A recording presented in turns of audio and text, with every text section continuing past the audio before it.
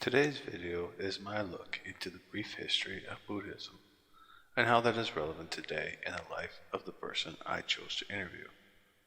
Aom, who is a college professor living and growing up in Thailand. But who's Buddha and what do we know about him? Before we get to the modern day Buddhist, we need to understand where the religion began. From various sources of National Geographic or Wikipedia, they list the religion as old as the 6th or 5th century BCE, making it one of the world's oldest religions. Problem is that the books that detail his life are extremely inconsistent and therefore cannot determine exactly when he lived or how he lived. Some texts claim he was the son of a king and left it all behind, while others show him as being a normal individual. The facts that we are able to determine about Siddhartha is that he did live in what is now modern-day Nepal, India, and that his journey began because of the constant life and death cycle that he had seen from a child onward. Through his struggle, he left everything behind to begin his journey towards nirvana or enlightenment. He spent his time as a poor beggar, meditating to find his path, but was unsatisfied with this approach. He found a middle path instead that was neither of the extremes and allowed him to reach a different state of enlightenment. It was under the Bodhi tree during one such session of meditation that he was able to achieve enlightenment. Okay, so I don't want to butcher your name. I'm apologizing for that.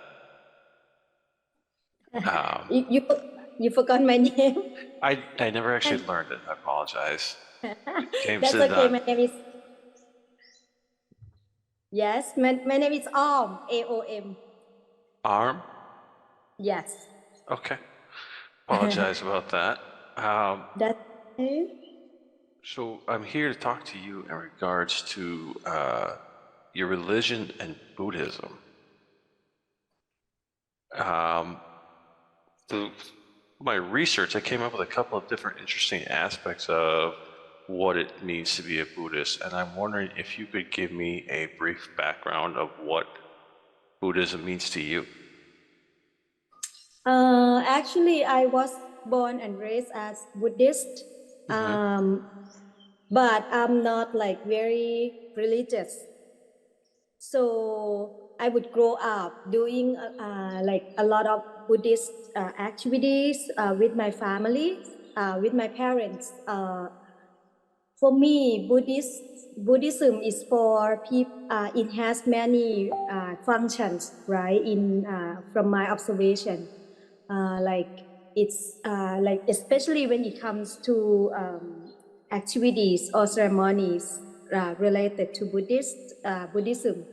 So for people, like the activities, when people do activities, it shows a lot of things like harmony among the people and the sacrifice, like how people, like a lot of Thai people here, like make marriage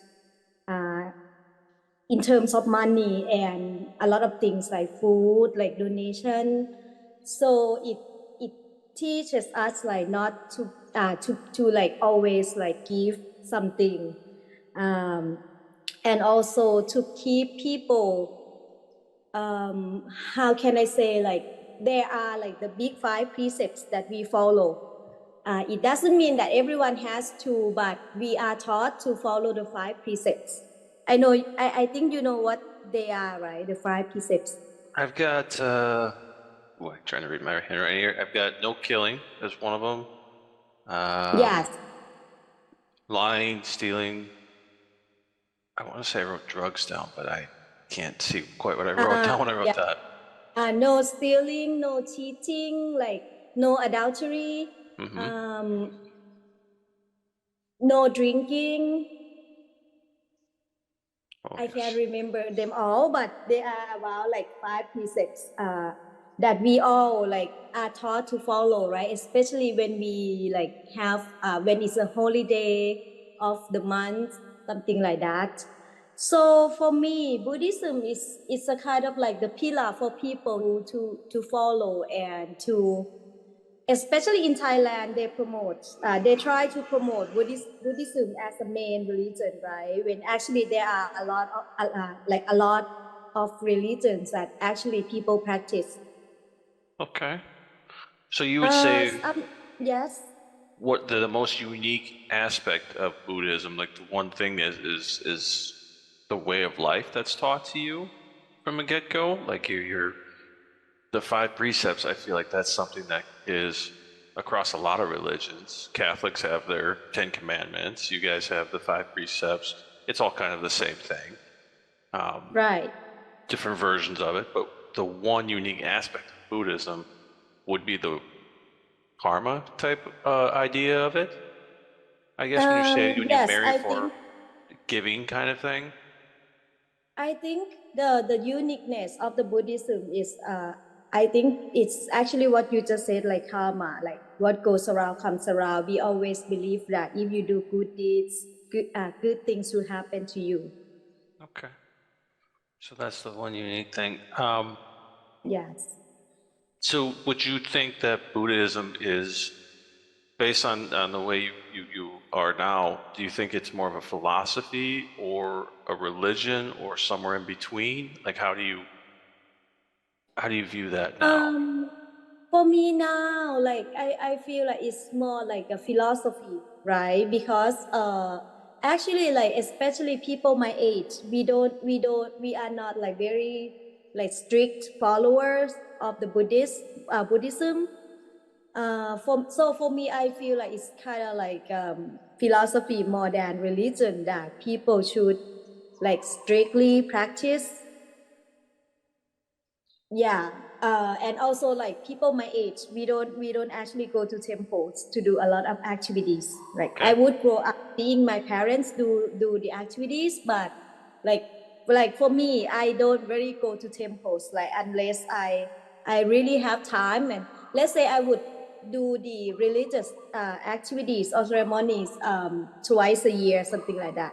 When we Okay. actually have like a lot going on, like every month, you know.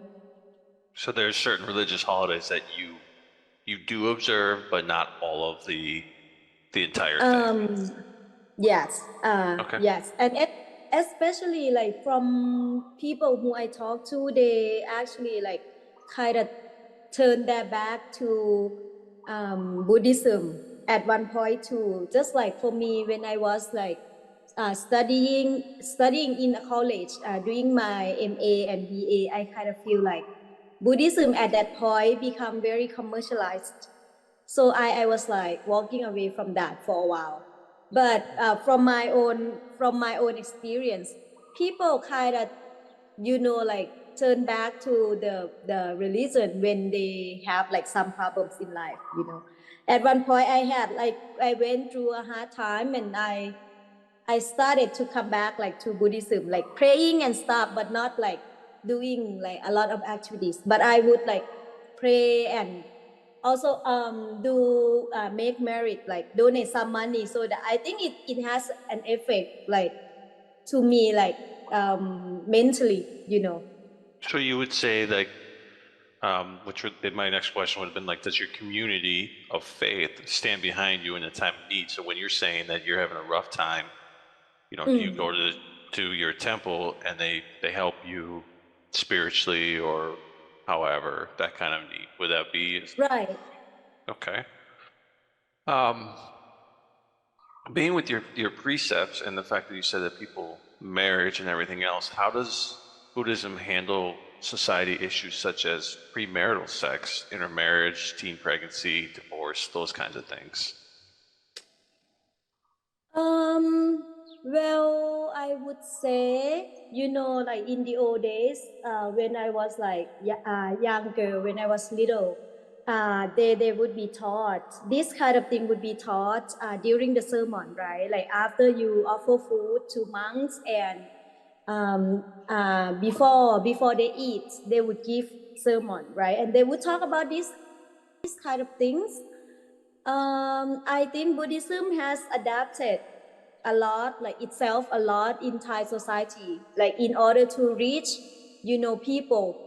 Um, So they would talk about that in the sermon when I was younger, but nowadays they try to use a lot of social media, right, to reach people to talk about this, like how people should behave, like in the society, using a lot of social media. Like they make it more modern and approachable, like that they make it they enable it to reach, like, you know, new Yes, actually, young group of people. which is a good thing. Speaking of young people, I read somewhere, I believe it was Wikipedia, that there is a time where most men become monks for a period of time, and then they leave Right. the faith. Is that very common, that where guys will go and they become monks for a period of time till they're done and then move on with life? It's very common. I think it's tied with Thai people belief.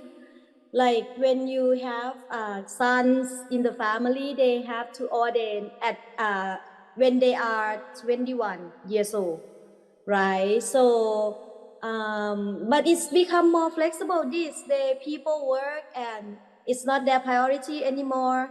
So some people would still ordain, but for like normally they are supposed to ordain for 3 months, right, during the Buddhist Lent. But nowadays people don't have time, they work for to make a living, so they would like ordain for maybe a week, 3 days, a month, depending on their time. But it's tied with the belief that any family that has sons, right, a son or sons, when they ordain, is a very great merit, so they could take their parents to heaven. Oh, okay. Right. So I grew up like in the family with 4 girls, and I remember my dad wanting to have a son so like badly, you know. So he would try to like to have a son, you know, and the last one was me, and he and he gave up. So, but he would keep mentioning it to me that, you know, a family needs a son so that when the parents die, the son can ordain again, like at the funeral, and take the parents, you know, the past parent to the heaven, to heaven. Well, with going with that, they, that is part of the Buddhist way, where basically your life cycle keeps going and going and going. So you're saying when the parents die, the son becomes ordained and takes the parents to a new life, or how does that work? I guess in the cycle of your religion there, the Dharma Excuse me. chakra is a sacred symbol that represents Buddhism and the cycle of rebirth through the views of good and bad karma. Good karma can lead to a better life next time and eventually allow a person to move away from the wheel of constant rebirth onto the next form of spiritual life. There are currently 3 main schools of Buddhism: the Mahayana, Theravada, and the Vajrayana, with Theravada being the main school in Thailand, When like where my if you do interviewer good is deeds, from. you go to heaven. If you do bad deeds, you go to hell. And like I said, like being ordained in Buddhism for us is a big good deed. So that can take you to heaven, but I'm not sure if it's linked to like reaching an enlightenment or nirvana. Okay. So, just so I understand, so the son is reordained and he takes the parents to heaven? That's the idea? When they die, yes. Yes. Like Okay. after they die. Okay. Yes. Oh, well, yeah, that would be interesting there. So, with that, heaven and hell, you believe in gods? How does that work, I guess, with Buddhism? Is there a Right. certain divinity? We believe in the Lord Buddha, right? But from what I have talked to people, there are several Lord Buddhas, right? Depending on the age. Like right now, in the current time, we have the Lord Buddha that you could see his images like everywhere. But then, like in the near future, it will be the end of like his term, and then we have another one, you know. So we believe in Lord Buddha, Yes, but for me, like people in the younger generation, like in the modern time, sometimes I kind of like ask questions, just for fun, like why is the Lord Buddha like male, not female, and why does he look like this? Because like when you go to temples, right, you see the same, like with the same face, but like with different styles, depending on the influence of like the country, right? We are influenced by like Lao culture, by like Indian culture, yeah, a lot of culture, right? Okay. No, that actually leads to quite a few different questions there that I had. I gotta go back here. So, speaking of praying and meditation, is that the same thing? Are we meditating when we're praying, or are we just like, how does that work?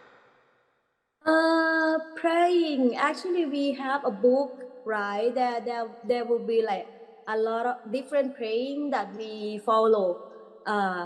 Like there is a main one, but there are also a lot more. Sometimes depending on your purpose. Like sometimes you pray for protection.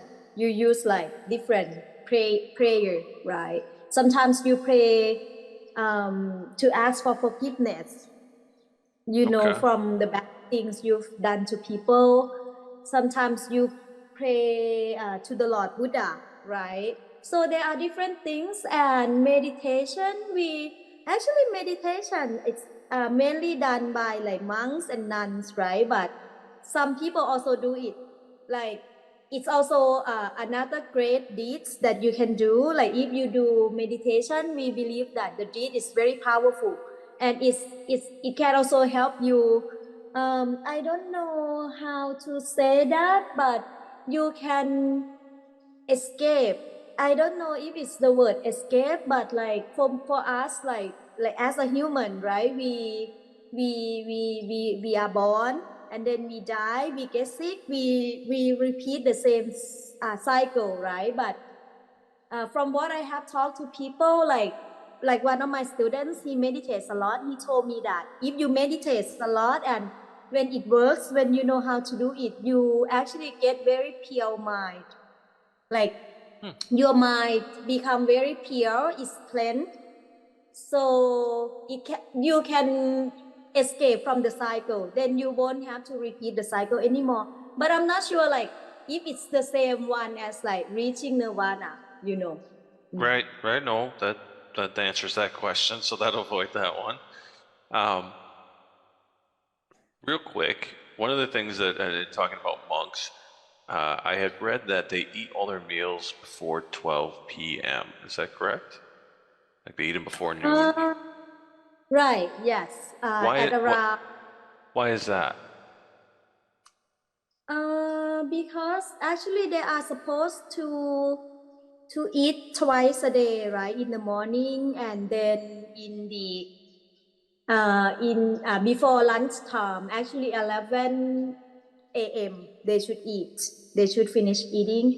I think it has to do with the rules that monks have to follow. Actually, there are about 200. 200 I rules don't that they have to remember. follow?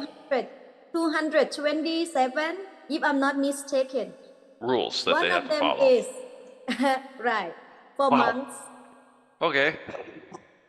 That's a lot. Uh, right, and one of them is like to, I don't know if it's the right word, abstain or refrain from eating and drinking. I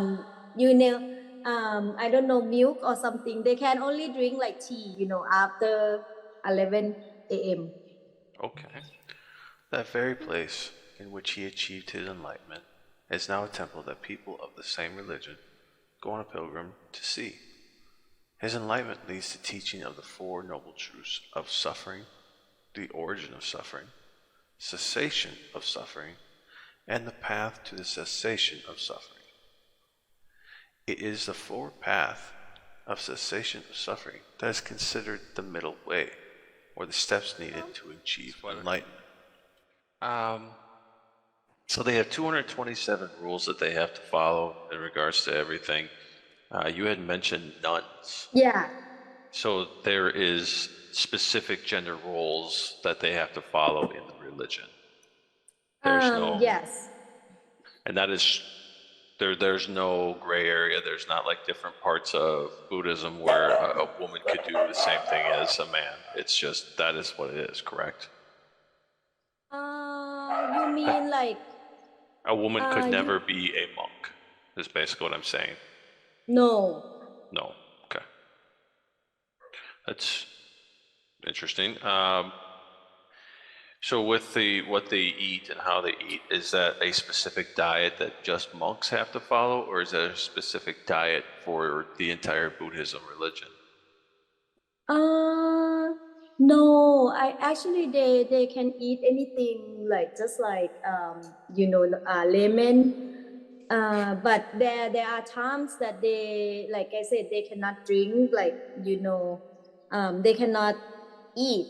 They have to like only drink tea and all that.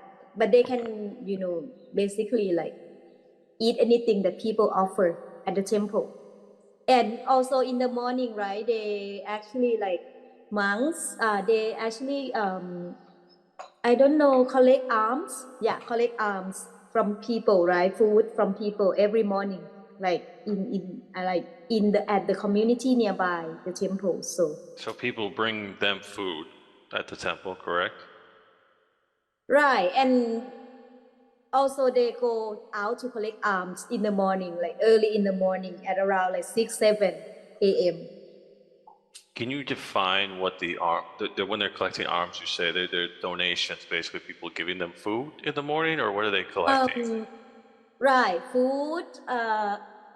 Have you seen the arms that Thai monks use? Right. So every morning, like monks would go out of the temple, they walk around the community. People would wait in front of their house to give like sticky rice, food, water, milk, and stuff. But some people actually also like put money in an envelope and put it in the arm as well. Okay. So is this like a way to offer for good karma? Is that how? Right, Okay. right, So and also because not everyone has time to go to the temple to donate food, right? So they would do it in front of their house, like before going to work, something like that. is past karma the reason someone would have something bad happen to them? Is that something would that be a view? Health issues, we'll say, like somebody got cancer. Is that because of something they did bad in the past life? I knew one family who kill cows to sell meat, right? And then they had kids. One boy, he kind of like did not have very short tongue. Oh, And then people would say because they kill a lot of lives, that's why their kid like got the defection, uh, like like that. And also one of the girls, she's kind of like having very bad teen life, and they would blame that so too. it in those instances where they said that it was somebody's past life and it was bad karma, was there any way they could create good karma for that person to get rid of the bad part? I don't know how you would say that exactly. For me, I believe that you can keep doing good deeds, but that will help you with your present life in the current time and in the future. One topic that is interesting is when you said about people going to heaven and to hell. Um, in Catholic, if you commit suicide, you go to hell. Is that the same kind of concept that you would see in Buddhism, or no? Like when we're talking suicide, euthanasia kind of thing. If you talk to people like like who's a lot older than I am, they would say, yes, committing suicide is a sin, right? You definitely go to hell for committing suicide. And they believe that you would reborn many times to commit suicide, to do the same act. so that you get out of it at one point. It's a very bad karma if you commit suicide. But for me, I kind of feel like for people who commit suicide is from a lot of things, right? Depression and that. And I don't think people who commit suicide at that point, you know, think a lot much, especially people with depression, right? And life problems sometimes. But people would blame them like. So you were born in basically into the religion. You didn't choose to become a Buddhist. That was just where it was. Um, how has that affected your life? When you say that you were as a child you were forced to go to the temples, but now you choose not to. Has it affected your life negatively at all because you choose not to be how you were when you were younger, I guess? I would say it doesn't really affect my life. I just kind of feel like people in the old days, they had a lot of time to go to temples, right? They have a lot of time to do the activities, and it actually tied to like their way of life. To like, for example, you go to the temple to meet people, to talk, to socialize, to even like find your partner, right? People would go to like religious ceremonies to meet people in their community. That's the only time, for like young people. It's the only time people socialize, gather, eat together, show their harmony, right, among the community members. But for me, I kind of feel like life changes a lot, like in my time. Especially like for me, I work a lot, so I don't really have time for that. That's But understandable. people who are very religious would say that I should like go to go to temple more often. They would say they also believe like my parents, they passed away, right, a long time ago. And for me, I believe that I have to go to temple to like make merit, so it goes to my parents. Like when I offer food, we do something like we have a bottle of water, and the monk would pray using a specific prayer, and then after that we pour water on the ground, and we mention our parents' name or our past family members' name, and ask them to come get whatever we offer to monks, right? Food, drinks, money, and that's the way you help your parent to live in their past life. Afterlife? Okay. After. Mm. Okay. Yeah, to answer your question, I don't think it affects my life much. There would be times that I have problems, and sometimes I kind of link that to Buddhism, like, but not a lot. I don't really think about it as like how it affects my life. Interesting. So, two last real questions for you. The first one is, how does your religion, Buddhism, react or provide any understanding for violence in society? I mean, I'm sure you see the news and you see what goes on here, the war in Ukraine and stuff like that. How does Buddhism view that kind of stuff? I guess with violence. For me, because one of the precepts is no killing, right? So people would believe that you shouldn't kill, but actually, like, sometimes I would see monks who also like support the ideology that creates violence, like in movements, especially in Thailand. If you look at the news, there would be in the past year, or even last year, there were like student movements, right? And a lot of not a lot of students got killed, but a lot of students got arrested by the government for protesting against the government. And there are some monks who kind of like come out and what can I say, encourage people to to hurt the students, right? Use violence against the students. For me, Buddhism kind of tell people not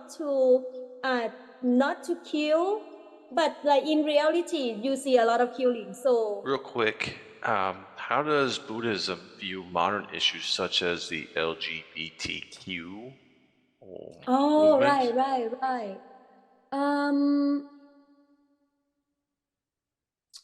Actually, I guess they also adapt themselves, right? Because Thailand is one of the countries that